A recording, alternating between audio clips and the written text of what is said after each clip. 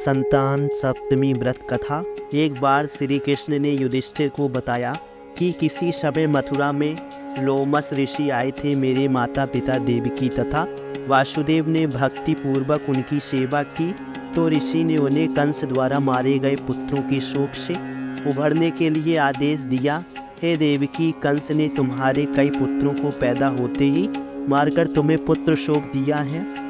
इस दुख से मुक्त होने के लिए तुम संतान सप्तमी का व्रत करो। राजा नहुस की रानी चंद्रमुखी ने भी ये व्रत किया था, तब उसके भी पुत्र नहीं मरे। ये व्रत तुम्हें भी पुत्र शोक से मुक्त करेगा। देवकी ने पूछा, हे देव, मुझे व्रत का पूरा विधि विधान बताने की कृपा करें ताकि मैं विधि पूर्वक व्रत संपन्न कर सकूं।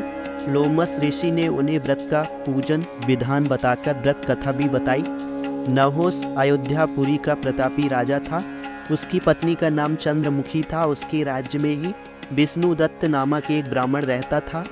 उसकी पत्नी का नाम रूपवती था। रानी चंद्रमुखी तथा रूपवती में परस्पर घनिष्ठ प्रेम था। एक दिन वे दोनों सरयू में स्नान करने गई और वहाँ अन्य स्त्रियाँ भी स्नान कर रही थी। उन स्त्रियों ने वही पार्वती शिव की प्रतिमा बनाकर विधि पूर्वक उनका पूजन किया। तब रानी चंद्रमुखी तथा रूपवती ने उन स्त्रियों से पूजन का नाम तथा विधि पूछी। उन स्त्रियों में से एक ने बताया, हमने पार्वती सहित शिव की पूजा की है। भगवान शिव का डोरा बांधकर हमने संकल्प किया कि जब तक जीवित रहेंगी तब तक ये व्रत करती रहेंगी। ये मुक्ता भ्रमण व्रत सुख तथा संतान देने वाला है।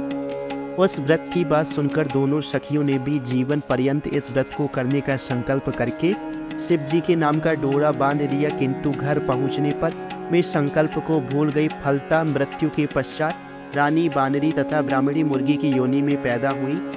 कालांतर में दोनों पशु योनि छोड़कर पुनः मनुष्य योनि में आई। चंद्रमुखी मथुरा के राजा पृथ्वीनाथ की रानी बनी तथा रूपवती ने फिर एक ब्राह्मण के घर जन्म लिया। इस जन्म में रानी का नाम ईश्वरी तथा ब्राह्मणी का नाम भूषड़ा था। भूषड़ा का विवाह राज पुरोहित अग्निमुखी के साथ हुआ। इस जन्म में भी दोनों में बड़ा प्रेम हो गया। व्रत भूलने के कारण ही रानी इस जन्म में भी संतान सुख से वंचित रही। प्रौढ़ावस्था में उसने एक गूंगा तथा बहरा पुत्र जन्मा, मगर वह भी 9 वर्ष का होकर मर गया। भूषड़ा ने व्रत को याद रखा था, इसलिए उसके गर्भ से सुंदर तथा स्वस्थ 8 पुत्रों ने जन्म लिया। रानी ईश्वरी के पुत्र शोक की संवेदना के लिए एक दिन भूषड़ा उससे मिलने गई। उसे देखते ही रानी के मन में डाह पैदा हुई। उसने भूषड़ा को विदा करके उसके पुत्रों को भोजन के लिए बुलाया तथा भोजन में विष मिला दिया, परंतु भूषड़ा के व्रत के प्रभाव से उनका बाल भी बांका नहीं हुआ। इससे रानी को भी अधिक क्रोध आया। उसने अपने नौकरों को आज्ञा दी कि भूषड़ा के पुत्रों को पूजा के बहाने यमुना के किनारे ले जाकर गहरे जल में ढकेल दिया जाए। किंतु भगवान शिव और माता पार्वती की कृपा से इस बार भी भूषड़ा के बालक व्रत के प्रभाव से बच गए। रानी ने जल्लादों को बुलाकर आज्ञा दी कि ब्राह्मण बालकों का वध स्थल पर ले जाकर मार डालो, किंतु जल्लादों द्वारा बेहद प्रयास करने पर भी बालक न मर सका। ये समाचार सुनकर रानी को आश्चर्य हुआ। उसने भूषड़ा को बुलाकर सारी बात बताई और फिर क्षमा याचना करके पूछा, इस कारण तुम्हारे बच्चे नहीं मर पाए?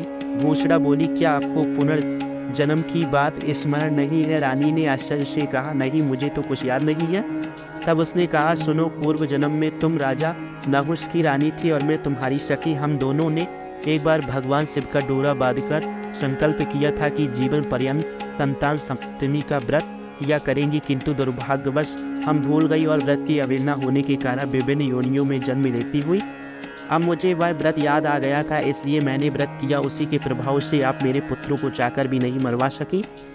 ये सब सुनकर रानी ईश्वरी ने भी विधि पूर्वक संतान सुख देने वाला ये मुक्ता भरण व्रत किया। तब व्रत के प्रभाव से रानी पुनः गर्भवती हुई और एक सुंदर बालक को जन्म दिया। उसी समय से पुत्र प्राप्ति और संतान की रक्षा के लिए ये व्रत प्रचलित है। ये व्रत पुत्र प्राप्ति, पुत्र रक्षा तथा पुत्र अभ्युदय के भाद्रपद के शुक्ल पक्ष की सप्तमी को किया जाता है और इस व्रत का विधान दोपहर तक रहता है। इस दिन जामवती के साथ श्याम सुंदर तथा उनके बच्चे शाम की पूजा की जाती है। माताएं पार्वती का पूजन करके पुत्र प्राप्ति तथा उसके अभ्युदय का वरदान मांगती हैं। इस व्रत को मुक्ता धारण भी कहते हैं। कैसे करें संतान प्राप्ति व्रत कथा। प्रातः स्नान आदि से निवृत्त होकर स्वच्छ वस्त्र पहने दोपहर को चौक पूर कर चंदन अच्छा धूप दीप नैवेद्य सुपारी नारियल आदि से शिव पार्वती की पूजा करें। इस दिन नैवेद्य भोग के लिए खीर पूरी तथा गुड़ के पुगे रखे। रक्षा के लिए शिव जी को डोरा भी अर्पित करें। इस डोरे को शिव जी के वरदान के रूप में लेकर उसे धारण करके व्रत कथा सुने। हमारे YouTube चैनल से जुड़ने के लिए हमारे YouTube चैनल को सब्सक्राइब कीजिए, जिससे धार्मिक और आध्यात्मिक कहानियाँ आप तक पहुँच सके।